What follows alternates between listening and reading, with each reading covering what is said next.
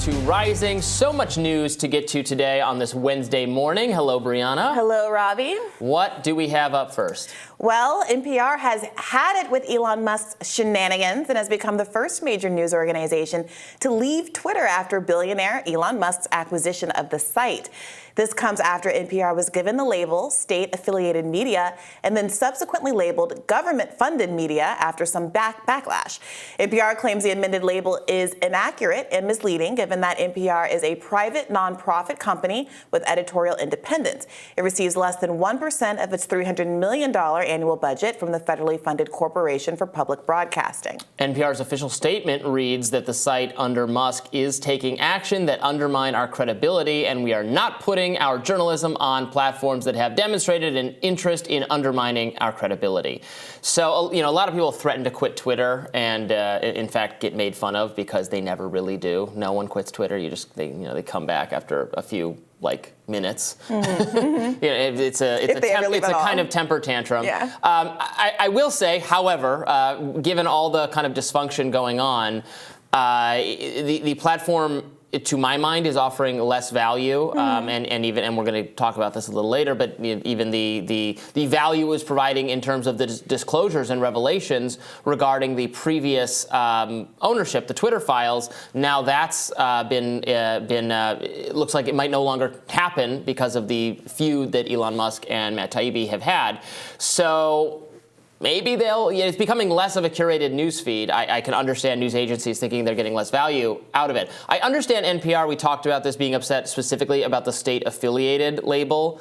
The government-funded label is, sorry, it's technically accurate. Yeah, I think that's fine. I don't know what you want to say about it. I think that's fine as long as it's also evenly applied. So part of the concern was that the BBC was being treated differently from NPR, was being treated differently from RT, and the metrics by which those decisions were being made were very opaque and inconsistent. Now, if BBC and all of these other channels are also being described as government-funded media, I think that would be okay. But as I understand it, NPR was being really called out in a way that felt like an ideological sort of punishment from Elon Musk, who has been very open about his opposition to left politics. And the rules are just no longer clear. Things are changing day to day. We were told we were all going to lose our blue check marks unless you paid for it. Here was the date you had to do that by. People didn't do it. That date passed. Then your blue check mark now says, well, you subscribe to it or your legacy, making it sound like they're not getting rid of it. It's something different every day. Yeah, and I think it's undermining. I don't think Elon is doing a good job of establishing that, of just setting a new agenda and saying, okay, you wanted fair, transparent rules that are the same for everyone, no bias, censorship, etc. Here are the rules, abide by them. It's just something different every day. It seems to change based on his whims, his mercurial nature. Right. There was this new tag that I know that at least POTUS had gotten it, that was supposed to be like this verification other icon that appeared next to your name. And people were saying, well, this was supposed to be the initial purpose of the verification check, which, of course, now Elon Musk has tried to make into a profit-generating mechanism. It isn't generating very much profit. He's losing a great deal of profit on the advertising side of things. And people are increasingly asking, what's the point of all of this? Speaking, of course, of the BBC, however, Musk was recently interviewed by a reporter from that organization and was asked about the so-called rise of hateful content on Twitter. This was just last night. Let's watch some of that conversation. Hang on a second. You said you've seen more hateful content, but you can't name a single example, not even one. I'm not sure I've used that feed for the last 3 or 4 weeks. Well, then how did you see the hateful content? Because I've been using Twitter since you've taken it over for the last 6 months. Okay, so then you must have at some point seen for you hateful content. I'm asking for one example. Right. And you can't give a single one. And I'm saying... I say, sir, that you don't know what you're talking about. Really? Yes, because you can't give me a single example of hateful content, not even one tweet, and yet you claimed that the hateful content was high.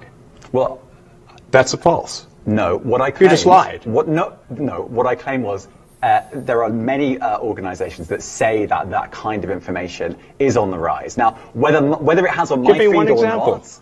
I mean, right, and literally if you look at something one. like the Strategic Dialogue Institute in the UK, they will say that. So look, people will say all sorts of nonsense. I'm literally asking for a single example, and you can't name one. Right. This reporter perhaps apprenticed under that other British reporter who had interviewed Jordan Peterson all those years back. remember her. So you're saying, and they're like, no, I never said that. I don't think that.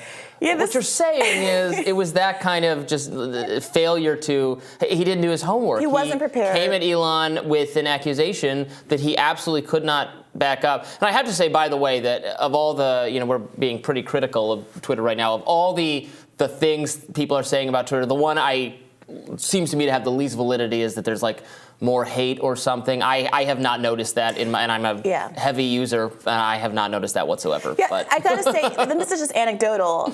People who are more into different sorts of communities or who have different algorithms can feel free to disagree. I also have not noticed a change in the kind of hatefulness of my feed. Generally speaking, this reporter was terrible.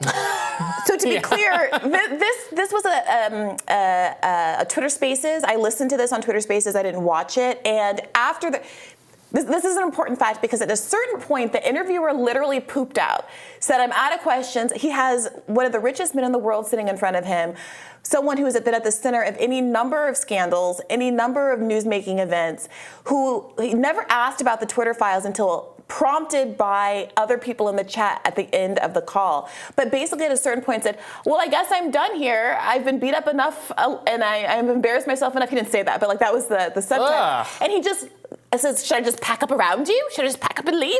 And now I'm seeing them on the set. Apparently he just gathered his things and left, and Elon continued the call and talked to some of his other online friends, Ian Miles Chong and some others in the chat for another 20 minutes or so. Eventually I hung up. But throughout the interview, the interviewer clearly had an agenda, which is fine. I have my critiques of the website as well. But instead of asking more pointed questions about the functionality, being able to push back when Elon gave a lot of non-answers or joke answers, he simply seems not to have the preparedness, the self-esteem, the confidence, I don't know what, to actually make this a good interview. And as soon as Elon Musk kind of understood that, he ran ramshod over this guy, and it was so cringe. Yeah, unbelievable. I mean, you have to be prepared for that kind of interview.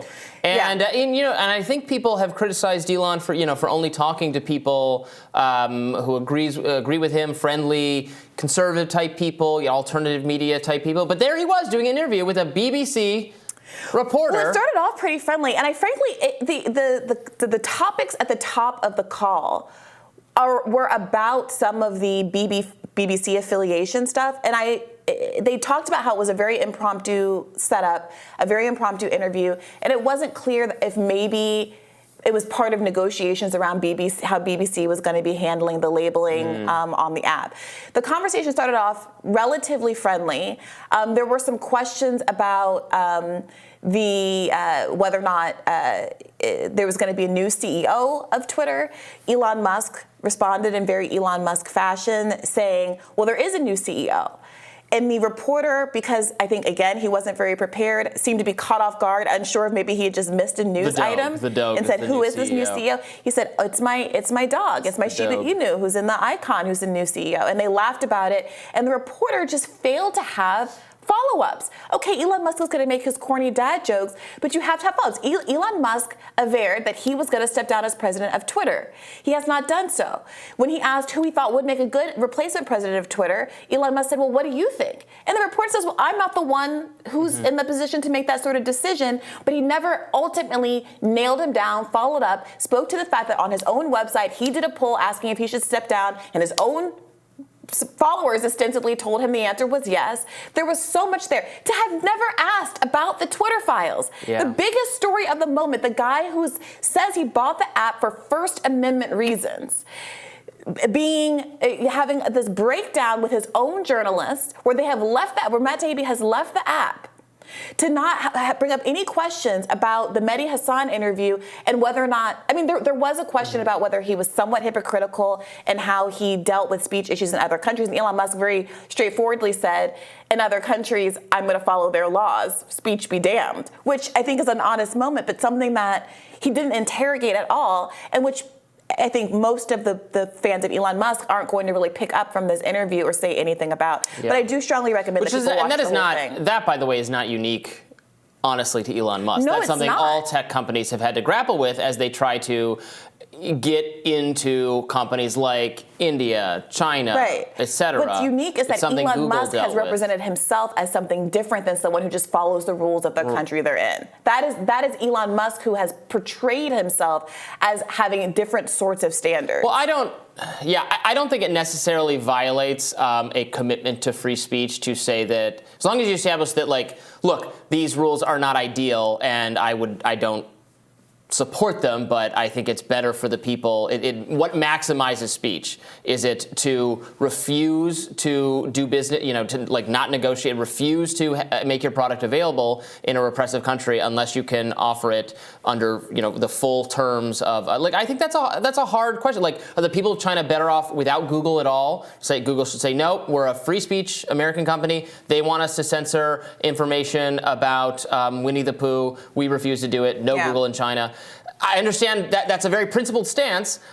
Is that better for anyone? I think those are good questions. They're questions this journalist did not ask. There was a question about whether he supported a TikTok ban. Elon seemed to have never considered it at all.